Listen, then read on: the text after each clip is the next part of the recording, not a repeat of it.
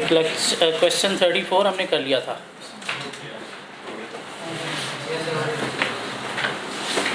Question 34 हो गया था, आंसर दे देंगे मुझे?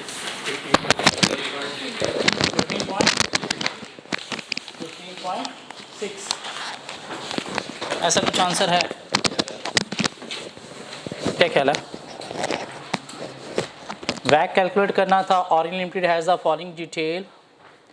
शेयर कैपिटल 10,000, शेयर कैपिटल की अमाउंट है 100,000।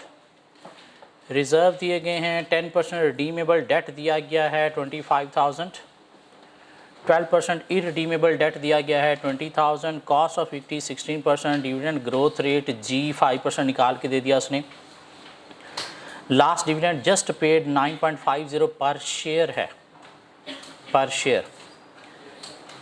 दिस मीन पर शेयर डिविडेंड अगर आप यूज़ कर रहे हो तो आपके पास मार्केट वैल्यू पर शेयर आएगी, उसको शेयर से मल्टीप्लाई करने से कंपनी की इक्विटी आएगी। क्या कह रहा है?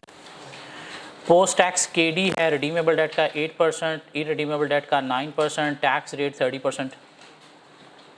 दिस मीन वैक निकालने के लिए हमें क्या चाहिए? क्वेश्चन 34 वैक equity into cost of equity. दो तरह के डेट्स हैं। दिस मीन पहला डेट हमारे पास जो है वो रिडीमेबल होगा into KD of redeemable debt, क्या कहला है, प्लस दूसरा डेट हमारे पास जो है वो क्या होगा? Irredeemable into KD of irredeemable divided by equity plus debt कौन सा? रिडीमेबल प्लस डेट कौन सा? Irredeemable into 100। क्या कह रहा? दिस मीन हमें फिगर्स चाहिए मार्केट वैल्यू पे। क्वेश्चन के अंदर सिर्फ के ई गिवन है और दोनों डेट के केडीज गिवन है, ऐसा क्या कहला?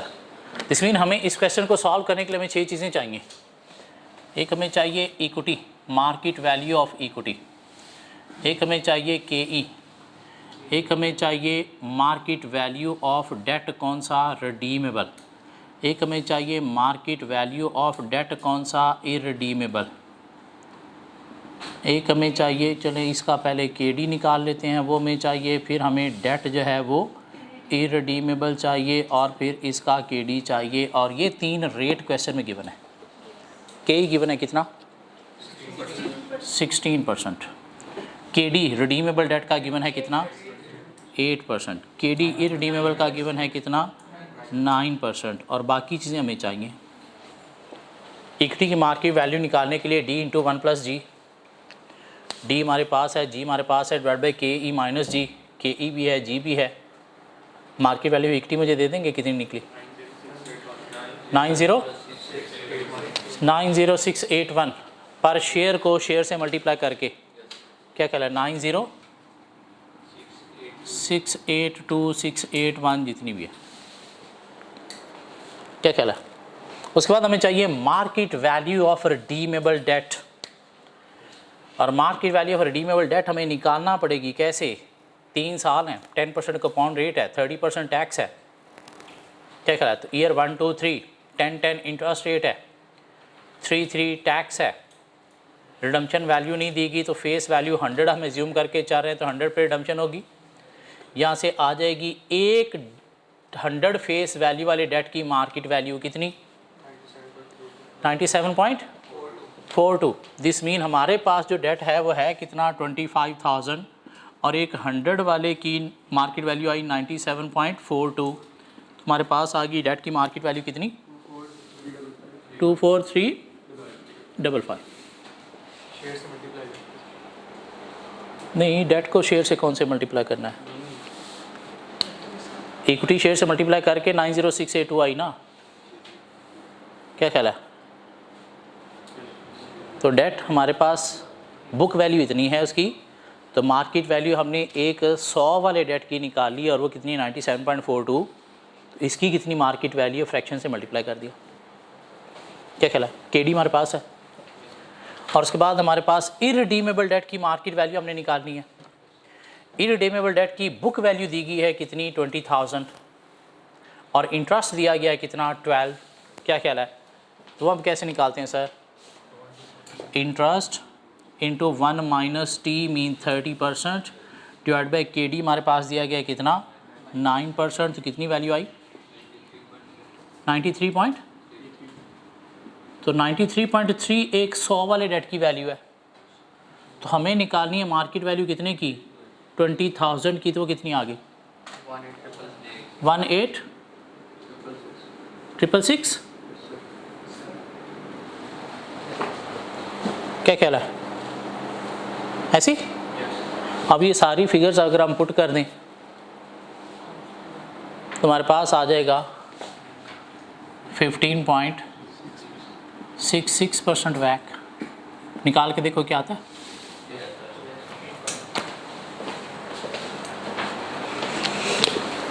जी यहाँ तक बातें समझ आ रही हूँ? चलें आगे। क्वेश्चन 35 सॉल्व करें। क्वेश्चन 35 हाँ वैक कैलकुलेट करना है क्वेश्चन 35 में भी। लीची limited has the following detail. Share capital 50,000 shares rupees 10 each 500,000। Reserve 1 million. 17% long term date term 3 years 400,000 उसकी बुक वैल्यू है। कॉस्ट ऑफ इक्विटी 24% है। डिविडेंड ग्रोथ रेट 6% है। लास्ट डिविडेंड पेड 16 पर शेयर है। पोस्ट टैक्स केडी 10% है और tax rate 30% है। बल्कि क्वेश्चन 34 इससे ज़्यादा मुश्किल था। क्या ख्याल है? जल्दी से मुझे आंसर दे दें क्वेश्चन 35 का प्लीज़। जल्दी से आंसर दे दें मुझे।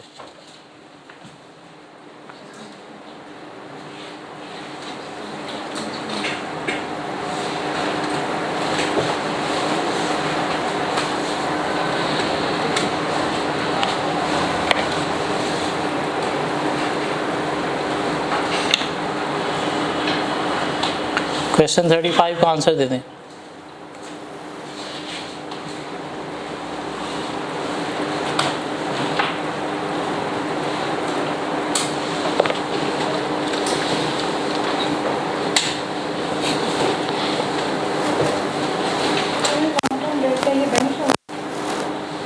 कुछ भी है, डेट है, बॉन्ड है, डिबेंचर है, कुछ भी, अभी सिर्फ डेट है। बैंक लोन का वर्ड नहीं यूज़ किया। दिस मीन आप क्या समझोगे कि ये कोई ट्रेडेबल डेट है।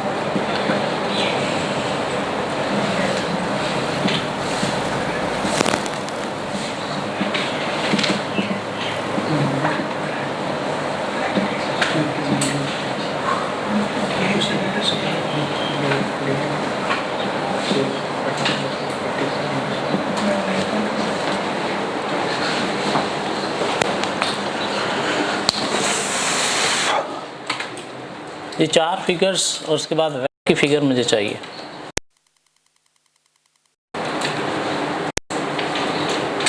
कोशिश करें अगर अपना कैलकुलेटर यूज़ करके हम खुद से कैलकुलेट कर लें, पेपर में भी कैलकुलेट हो जाएगा, कि पेपर में 7 वाला तो 7 होगा नहीं, बिलीव मी नहीं होगा,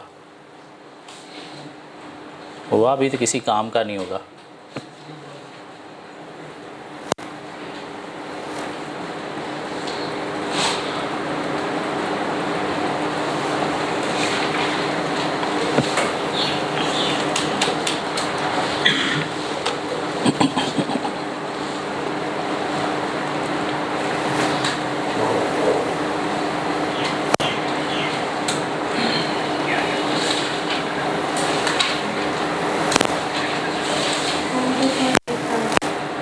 वैक की बात कर रहे हैं 22.8%।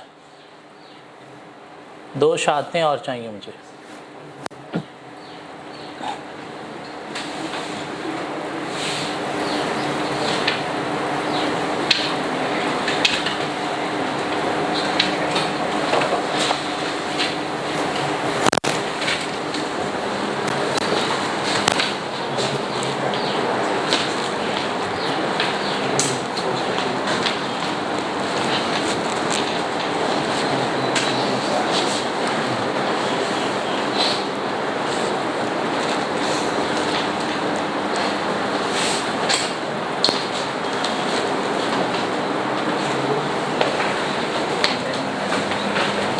ट्वेंटी 2.8% की 2 शातें और चाहिए मुझे।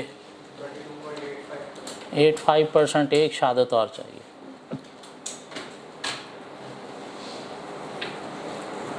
किसी को डिफरेंट देना चाहिए आंसर, डिफरेंट भी दे सकता है।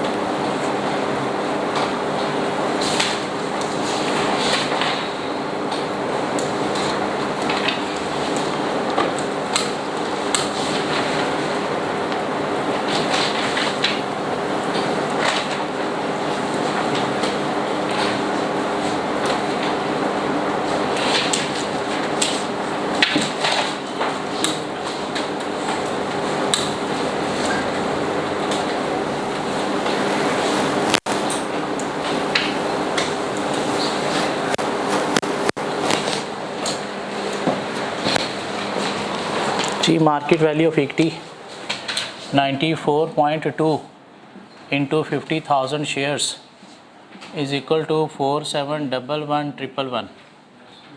ऐसी बात है कि क्वेश्चन में गिवन है, उसने हमारी ज़िंदगी आसान कर दी। 24%। मार्केट वैल्यू ऑफ डेट 100 वाले डेट की मार्केट वैल्यू कितनी निकाली मिस?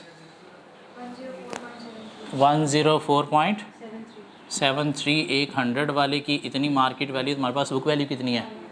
कितनी? 4 लाख। तो हमारे पास मार्केट वैल्यू डेट आ गई 418,920। और केडी दिया गया क्वेश्चन में 10%।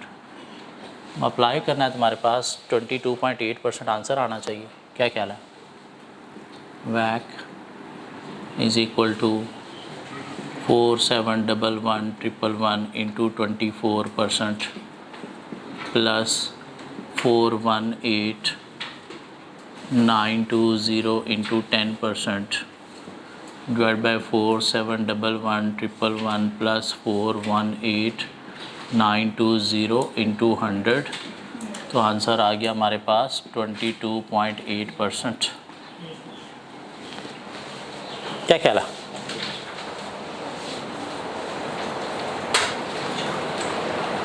आगे चलो, पक्की बात है। चलिए आगे चलते हैं, कुछ बातें और करते हैं। ये मिटा दो ना, मिटा दो।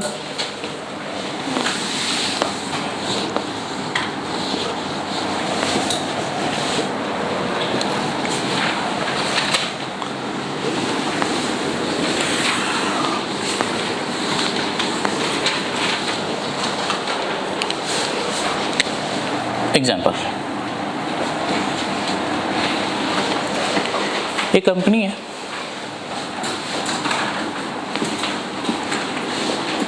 जिसमें KE है कितना 20%।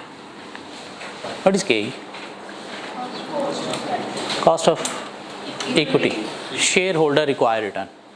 किसका रिक्वायर्ड रिटर्न है? शेयर होल्डर का। ठीक हो गया। इस कंपनी की देखिएगा ज़रा, सेल जो है वो है सपोज 100, कॉस्ट ऑफ सेल है सपोज 20, GP जो है वो कंपनी का है 80। ठीक हो गया। कंपनी के कुछ एक्सपेंसेस हैं, कितने एक्सपेंसेस हैं? सपोज कंपनी का जब एक्सपेंस है 20 का, तो प्रॉफिट बिफोर टैक्स जो है वो कंपनी का आ गया 60। कंपनी सपोज टैक्स पे करती है एट द रेट ऑफ 25%, तो कंपनी के पास बचा जी प्रॉफिट आफ्टर टैक्स कितना? 45। यहाँ तक बात समझ आती है? नेक्स्ट ईयर में कंपनी ने क्या किया जी? सेल वही 100, कॉस्ट ऑफ सेल 20, GP आया कंपनी का 80। बुक पेन छोड़ दें एक दफ़ा। एक्सपेंसेस हैं कंपनी के 20 के। कंपनी को पैसे की ज़रूरत थी, कंपनी ने बैंक से लोन ले लिया, जिसका कंपनी ने सपोज जो है वो इंटरेस्ट पे किया कितना? 15। ठीक हो गया। चलो 10 कर लो, तो प्रॉफिट आपके पास बचा कितना? 50। कंपनी ने क्या किया जी? उसका 25% जो है वो टैक्स पे किया, 12 सपोज टैक्स पे किया, और कंपनी के पास प्रॉफिट आफ्टर टैक्स जो है वो आ गया कितना? 38। ऐसे होता है, टैक्स कम हो जाता है डेट की वजह से। क्या ख्याल है? अब क्या हुआ? पहले साल KE था 20%, कंपनी ने जब बैंक से लोन लिया तो शेयर होल्डर ने खाप डाल दी। उन्होंने कहा ये क्या कर रहे हो? कंपनी का जी पैसे की ज़रूरत है तो लोन पे जा रहे हैं, हराम खिलाने जा रहे हैं। उन्होंने कहा जी ज़रूरत पड़ गई, अब क्या करते? अच्छा फिर इस तरह करो, हम अब आपसे 20% नहीं, हम आपसे लेंगे 24%, थोड़ा हमें भी दिखलाओ ना। मीन कंपनी जब डेट पे जाती है तो शेयर होल्डर का रिक्वायर्ड रिटर्न इंक्रीज हो जाता है। क्यों? कि जब 10 कंपनी ने यहाँ पे इंटरेस्ट लिखा तो इसकी वजह से फाइनेंशियल स्टेटमेंट्स के अंदर लाइबिलिटी भी इंक्रीज हुई होगी। लाइबिलिटी इंक्रीज होने से गेयरिंग कंपनी की इंक्रीज हुई होगी। गेयरिंग क्या होती है? Date over equity. डेट बढ़ा तो उसे क्या हुआ? गेयरिंग इंक्रीज होगी। जब गेयरिंग इंक्रीज होती है तो कंपनी मोर रिस्की हो जाती है। मीन इसकी वजह से क्या हुआ? कंपनी का फाइनेंशियल रिस्क जो है वो इंक्रीज हो गया। कौन सा रिस्क? Financial risk. मीन कभी कंपनी ने इंटरेस्ट ना पे कर सकी या लोन डिफ़ॉल्ट हो गया तो कंपनी के एसेट बेस के बैंक पैसा ले जाएगा। मीन कंपनी इंसॉल्वेंसी की तरफ जा सकती है इसकी वजह से। तो ये क्या है? फाइनेंशियल रिस्क इंक्रीज हो गया। शेयर होल्डर को पहले डिविडेंड मिलना था 45 में से, अब डिविडेंड मिलना है कितने में से? 38 में से। तो उनका डिविडेंड की अमाउंट भी कम हो रही है। एक तो फाइनेंशियल रिस्क इंक्रीज होने की सूरत में KE इंक्रीज होता है, और दूसरा जो कि प्रॉफिट आफ्टर टैक्स कम हो गया है, तो इसलिए भी शेयर होल्डर क्या करेगा? अपना जो रिटर्न है वो पहले से ज़्यादा डिमांड करना शुरू कर देगा कि भाई इतना नहीं, अब मैं इतना रिटर्न रिक्वायर करूँगा। ठीक होगी। एक चीज़ होती है फाइनेंशियल रिस्क। फाइनेंशियल रिस्क क्या है? फाइनेंस मुश्किल हो गया, मीन गेयरिंग हाई हो गई, इंटरेस्ट पे करना पड़ा, इसकी वजह से आपका प्रॉफिट जो है वो कम हो गया, मीन कैश फ्लो इश्यूज़ की वजह से राइज हो सकते हैं। तो ये क्या है? Financial risk. क्यों? अगर आपने इंटरेस्ट पे करना है तो उस वजह से छोटे छोटे रूटीन के जो आपके बाकी खर्चे हैं वो आपके थोड़े इफेक्ट होना शुरू हो जाएंगे। क्यों? ये मजबूरी है, ये पे करना ही करना है, उसके बाद फिर बाकी खर्चों को मैनेज करना है। पहले साल में क्या हो रहा था? इसके बिना बाकी खर्चे मैनेज हो रहे थे। अब ये एक मजबूरी है कि पहले ये पूरा करना है, बाद में बाकी खर्चे देखने हैं। तो ये क्या है? Financial risk. एक चीज़ और होती है जिसे नाम देता है बिजनेस रिस्क का। बिजनेस रिस्क क्या है? आ risk that business may not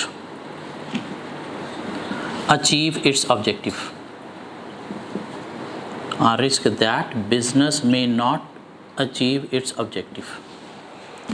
mean business के ऊपर जो भी मसला है जिसकी वजह से बिजनेस ऑब्जेक्टिव मीट करने में मसला फेस करना पड़ेगा, उसे क्या नाम दिएगा? Business risk. इसकी वजह से भी बिजनेस रिस्क राइज होगा। क्या कहते हैं? इनफैक्ट फाइनेंशियल रिस्क टाइप है किसकी? बिजनेस रिस्क की। कंपनी ने देखा, सपोज कंपनी क्या है? ABC कंपनी, जो सपोज ये कॉलेज ऑफ अकाउंटेंसी चला रही है। तो कंपनी ने सोचा ये कॉलेज तो ठीक है चलता रहता है, लेकिन कभी कभार किसी टीचर को कहीं से अच्छी ऑप्शन मिल जाए तो टीचर कहीं और मूव हो जाता है, और अगर कभी टीचर कहीं और मूव हो गया तो उससे बिज़नेस को रिस्क फेस करना पड़ेगा। क्या करें? तो कंपनी ने सोचा मैं क्या करती हूँ, पैसा कुछ यहाँ से निकाल के किसी और इंडस्ट्री में, सपोज मोबाइल फ़ोन एक्सेसरीज़ में इन्वेस्ट कर देती हूँ। क्यों? वो मार्केट बड़ी ग्रोइंग है, हर बंदा मोबाइल यूज़ कर रहा है, मोबाइल फ़ोन एक्सेसरीज उसे चाहिए। तो कंपनी ने कुछ पैसा निकाल के मोबाइल फ़ोन एक्सेसरीज़ में इन्वेस्ट कर दिया कि हम बाहर से इंपोर्ट करेंगे और इंपोर्ट करके क्या करेंगे, यहाँ पे बेचेंगे। तो ये बिज़नेस में रिस्क था, उसको कवर करने के लिए आपने क्या किया? एक नए बिज़नेस में पैसा इन्वेस्ट कर दिया। अब वो नए बिज़नेस में भी रिस्क है। क्या रिस्क है? कि अगर कोरोना के हालात आ गए, ट्रांसपोर्टेशन रुक गई, तो उस सूरत में इंपोर्ट रिस्ट्रिक्ट हो जाएंगी। इंपोर्ट स्ट्रिक्ट हो गई तो उसकी वजह से भी बिज़नेस क्या हो जाएगा? नया भी मेरा अफेक्ट हो सकता है। तो ये जो रिस्क हैं इन्हें नाम देता है बिज़नेस रिस्क का। मीन कोई भी बिज़नेस का ऐसा मसला जिससे बिज़नेस का ऑब्जेक्टिव मीट करना आपके लिए डिफ़िकल्ट हो जाएगा, उसे क्या नाम देता है? Business risk. हाँ, फाइनेंशियल रिस्क क्या है? फाइनेंस की सूरत में कि शॉर्ट टर्म कैश फ्लो को मैनेज करना डिफ़िकल्ट हो जाएगा। क्यों? इंटरेस्ट पे करना ही करना है, जिससे क्या होगा? बाकी खर्चे मारे जाए वो अफेक्ट होना शुरू हो जाएंगे। क्यों? पहले ये पूरा करना है, बाद में बाकी खर्चों को देखना है। बाकी खर्चों में क्या है? हमारे रूटीन के खर्चे हैं, एम्प्लॉयज़ की पेमेंट्स हैं, डेटर्स को क्रेडिट पीरियड अलाउ करना है, क्रेडिटर को ऑन टाइम पेमेंट करनी है। तो ये क्या है? Short term cash flow. जब वो डिफ़िकल्ट हो जाएगा तो उसे क्या नाम दीजिएगा? Financial risk.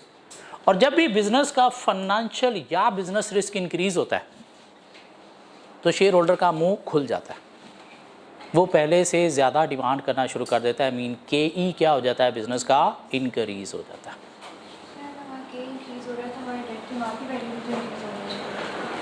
नहीं, वो उतनी है। डेट तो आप बैंक से लोन ले रहे हो, डेट आप बैंक से लोन ले रहे हो, बॉन्ड शॉन्ड को छोड़ दो, बैंक से लोन ले रहे हो, आपने उतना ही पे करना है, उसकी कोई मार्केट वैल्यू वही बुक वैल्यू होती है। बॉन्ड है तो फिर इंक्रीज़ हो सकती है, ठीक है। लेकिन अभी हम क्या बात कर रहे हैं कि जब भी कंपनी का फाइनेंशियल रिस्क या बिजनेस रिस्क इंक्रीज़ होता है तो उसकी वजह से KE क्या हो जाता है? आपका इंक्रीज़ हो जाता है। मीन शेयर होल्डर पहले से ज़्यादा डिमांड करना शुरू कर देता है। क्यों? बिज़नेस ज़्यादा रिस्की हो गया।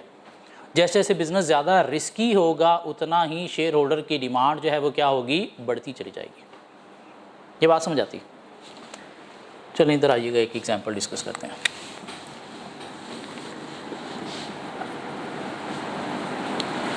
कंपनी का डेट जो है वो है 0, कंपनी का इक्विटी जो है वो है 100,000 और कंपनी का KE जो है वो है suppose 13%। What is WACC?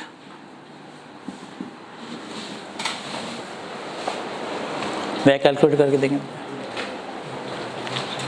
Date 0 है, इक्विटी 100,000 है, KE 13% है। What is WACC? और जाहिल हो WACC 13% ही रहेगा। क्या हो गया है?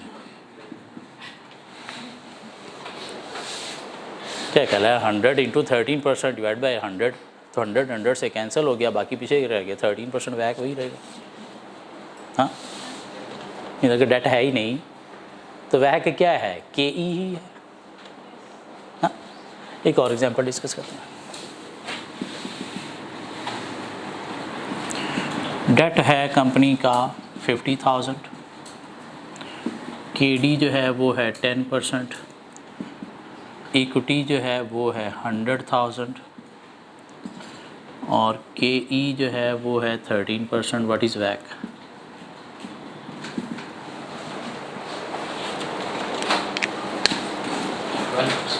कितना परसेंट? 12%। दो शातें और दे दो। 12%। सो WACC कैलकुलेट करना में आ गया।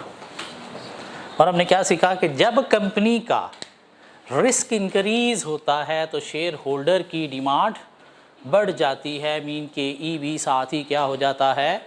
इंक्रीज हो जाता है। KE भी साथ ही क्या हो जाता है? इंक्रीज हो जाता है। यहाँ तक बात समझ आती है? चलिए आप आइएगा ज़रा, कॉपी पेन सब कुछ छोड़ दें और दिमाग खोल लीजिएगा ज़रा।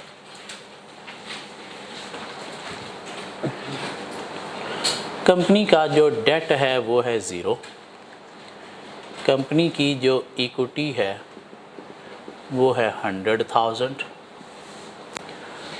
और कंपनी का जो KE है वो है 20%।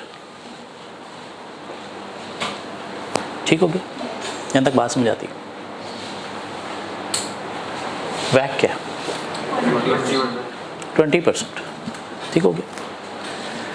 कंपनी को एक इन्वेस्टमेंट अपॉर्चुनिटी नज़र आई कि एक प्रोजेक्ट कहता है कि अगर आज आप मेरे अंदर 2,000 रुपया इन्वेस्ट करो तो मैं आपको ईयर 1 में दूंगा 1150, ईयर 2 में दूंगा 1350 और ईयर 3 में दूंगा 500। क्या कंपनी को इस प्रोजेक्ट में इन्वेस्टमेंट करनी चाहिए? 2,000 लगा के आपको मिल कितना रहा है?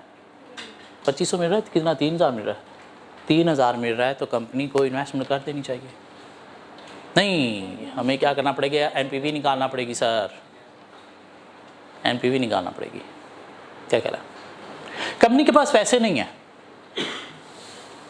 कंपनी के पास पैसे नहीं है।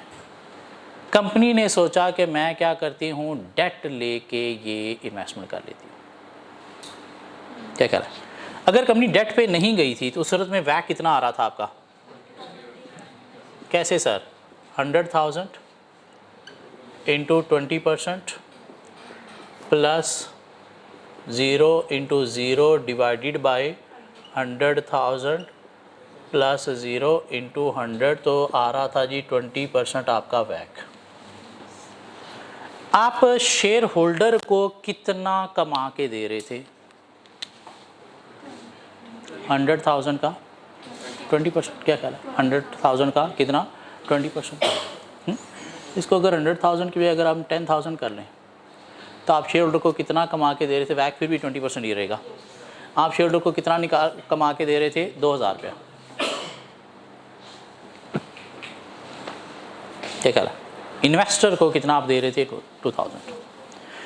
अब कंपनी ने सोचा ये अपॉर्चुनिटी बड़ी अच्छी है, मुझे चले जाना चाहिए डेट लेके इसमें। कंपनी ने क्या किया जी? डेट ले लिया कितने का? 2,000 का इसमें इन्वेस्ट करने के लिए और KD जो है वो है 10%।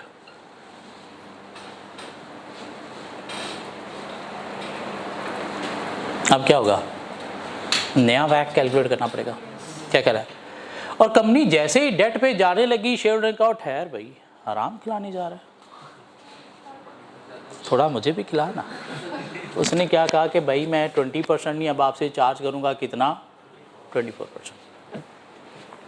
क्यों? डेट से कंपनी का फाइनेंशियल रिस्क इंक्रीज होता है, फाइनेंशियल रिस्क इंक्रीज होता है तो शेयर होल्डर की डिमांड बढ़ जाती है। अब अगर हम नया वैक निकालने की कोशिश करें तो वो क्या होगा जी? 10,000 क्या कहला है? Into 24% plus 2,000 into 10% divided by 10,000 plus 2,000 into 100, तो अब वैक कितना निकला? 21.6%।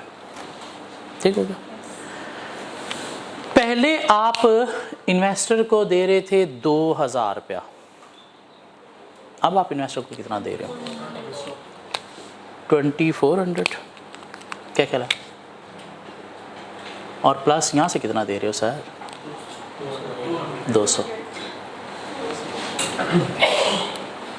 क्या कहला? दिस मीन पहले आप इन्वेस्टर को दे रहे थे 2,000 रुपया, अब कितना दे रहे हो? 2,600 दे रहे हो। क्या कहला? पहले आप दे रहे थे इन्वेस्टर को 2,000 रुपया बिफोर,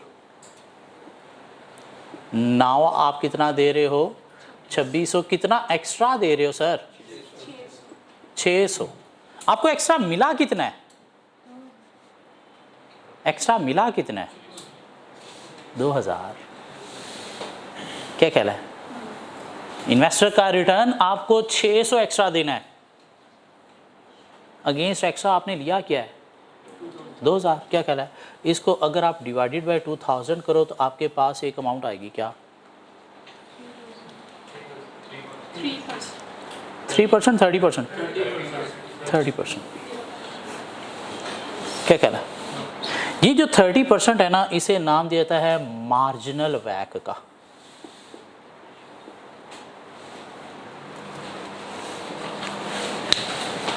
कि जो आपकी नई इन्वेस्टमेंट है, न्यू इन्वेस्टमेंट जो रिक्वायरमेंट है, उसके अगेंस्ट आप कितना एक्स्ट्रा पे कर रहे हो, तो इसका जो आपके पास डिफरेंस आता है मीन एक्स्ट्रा इन्वेस्टमेंट की सूरत में जो एक्स्ट्रा आप पेमेंट कर रहे हो इन्वेस्टर्स को, तो इनके कम्बिनेशन से क्या निकला? मार्जिनल मीन एक्स्ट्रा वैक। वो कितने परसेंट है?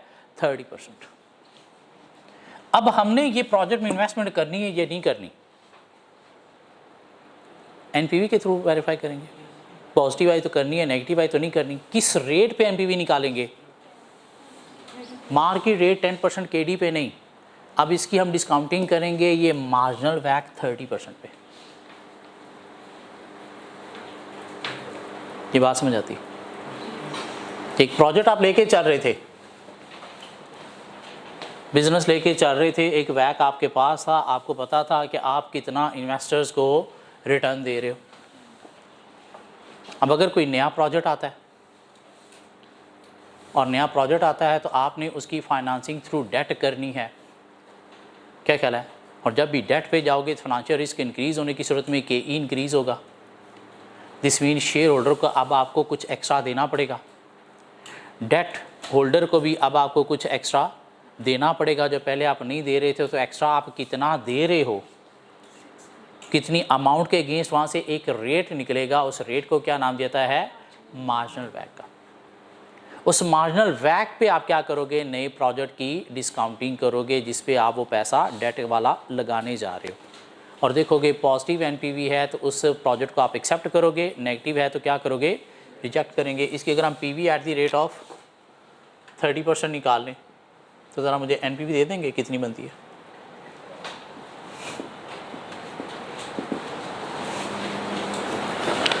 ईयर 0 में 2000 की इनिशियल है तो एज इट इज़ आ जाएगा। क्या ख्याल है?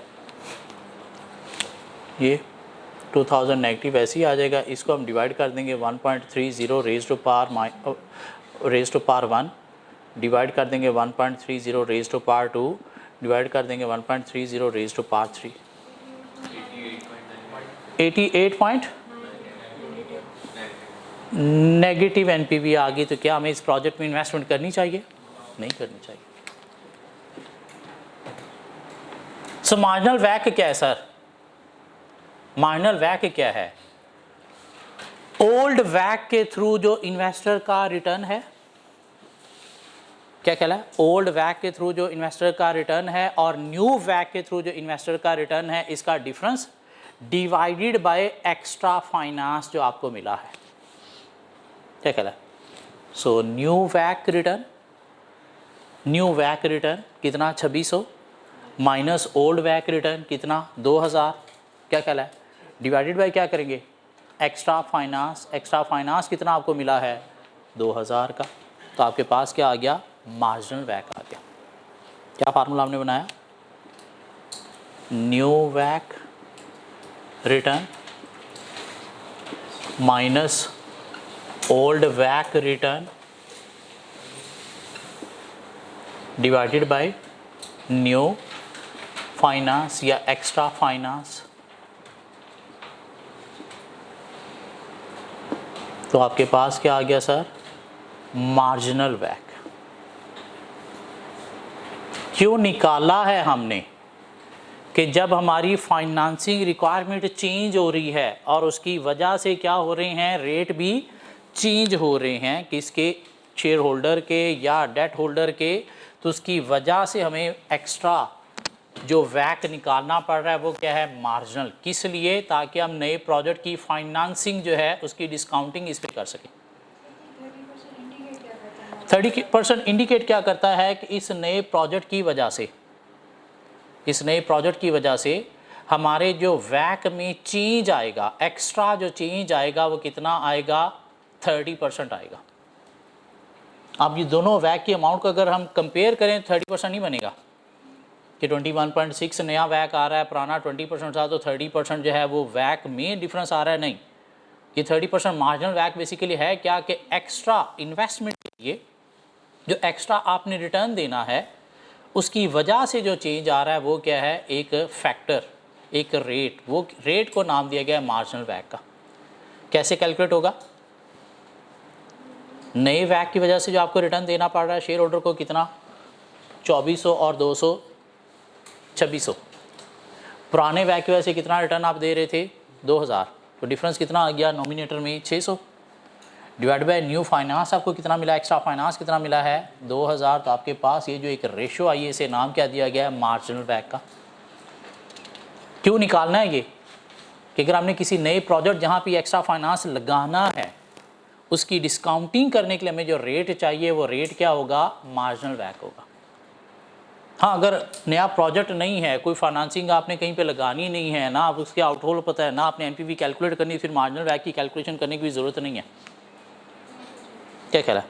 अगर ये नया प्रोजेक्ट ना बताया होता कि कितने कितने रिटर्न मिलने हैं, ये ना पूछा था कि आप इसमें इन्वेस्टमेंट करें या ना करें, फिर उसकी एनपीवी निकालनी नहीं, तो फिर मार्जिनल वैक भी निकालने का कोई मकसद नहीं है।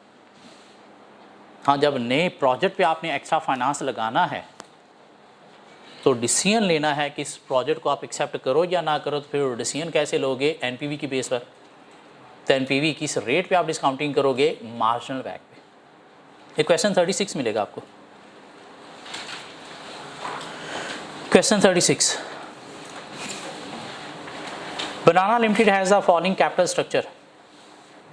शेयर कैपिटल ₹10 पर शेयर, 150,000 शेयर कैपिटल है तो 15,000 शेयर्स होंगे, 15,000 शेयर्स होंगे। रिजर्व है 12%, लॉन्ग टर्म डेट है, टर्म्स 3 ईयर्स है, कॉस्ट ऑफ इक्विटी 24% है, dividend growth rate observed in last 5 year 6% है, लास्ट डिविडेंड पेड 9.20 पर शेयर है, post tax cost of debt KD 8% है, टैक्स रेट 30% है। इतना डाटा हो तो एक वैक कैलकुलेट किया जा सकता है। The company is considering to initiate a new project and wishes to finance it through long term loans only. और लोन के थ्रू कंपनी प्रोजेक्ट को फाइनेंस करने जा रही है। Its cost of debt shall be 9% after tax. The project would be needing ₹100,000 and would result in the following cash flows. और 100,000 का आपको जो है वो एक्स्ट्रा फाइनेंस लेना पड़ रहा है जिसका इंटरेस्ट रेट कितना है, 9%। नया लोन, नया लोन क्या कह रहा है? और वर्ड क्या यूज़ किया गया है, वर्ड क्या यूज़ किया गया है, किससे फाइनेंसिंग कर रही है, लॉन्ग टर्म लोन से। लोन का वर्ड यूज़ किया गया, डेट का वर्ड, बॉन्ड का वर्ड नहीं यूज़ किया गया। ठीक हो गया। और लोन की मार्केट वैल्यू हुई बुक वैल्यू होती है, क्यों, ये ट्रेड नहीं होता। Its cost of debt shall be 9% after tax. The project would be needing ₹100,000 and would result in the following cash flows. तो पहले पुराना वैक निकल आया था, अब नया वैक भी हम निकाल लेंगे। इसमें 100,000 का एक और डेट आ गया और 9% उसकी कॉस्ट है। क्या ख्याल है? अब जिस प्रोजेक्ट पे लगाना है, ईयर 1, 2, 3 में इतनी कैश फ्लो मिलेगी, ईयर 0 में आपकी इन्वेस्टमेंट कितनी हो रही है, 100,000। क्या ख्याल है? Due to increased financial risk, the shareholder would require an additional return of 2.5%। Share holder का भी मुंह खुल गया साथ। पहले वो कितना मांग रहे थे, 24%, आप कितना मांग रहे हैं, 26.5%। जो नया वैक निकालना है उसमें इक्विटी को, कॉस्ट ऑफ इक्विटी क्या आप अप्लाई करेंगे, 26.5%। क्या ख्याल है? कैलकुलेट द करंट वैक फॉर बनाना लिमिटेड। ऊपर वाले डाटा को मीन टैक्स रेट जहाँ पे 30% लिखा है, इस डाटा को यूज़ करते हुए कैलकुलेट द मार्जिनल वैक for evaluation of the project, वो भी निकाला जा सकता है। Calculate the NPV of the new project, marginal वैक पे डिस्काउंट करते हुए। एंड कैलकुलेट द न्यू वैक ऑफ बनाना लिमिटेड, वो तो इसे निकाल के ही आप जो है वो मार्जिनल वैक निकालोगे। क्या कहला, पहले रिक्वायरमेंट ए सॉल्व करोगे, फिर बी होगी, फिर सी होगी, नहीं पहले ए होगी, फिर डी होगी, फिर बी, फिर सी। ये आपका होमवर्क है। ये एग्जाम्पल दे के सॉल्व हो जाएगा। क्या ख्याल है? भाग जाओ, कल मिलते हैं। Tax rate after tax tax rate का इफेक्ट लेंगे बाद में, नहीं होगा। टैक्स रेट का इफेक्ट लेंगे किस किस पे लेंगे? क्या वो जो नया लोन दिया गया उसका रेट पोस्ट टैक्स दिया गया, प्री टैक्स दिया गया? आफ्टर टैक्स दिया गया तो बस टैक्स का इफेक्ट नहीं लेना, वो 9% ही रहेगा, उसकी अमाउंट 100,000 ही रहेगी, उसकी कोई मार्केट वैल्यू नहीं निकालना होती कि उसके साथ कोई कूपन रेट वगैरह नहीं दिए गए। ये आप लोगों के कोई टेस्ट मेरे पास वापस आए हैं, पिछला टेस्ट था शायद चैप्टर 12 का भी जो आपने दिया,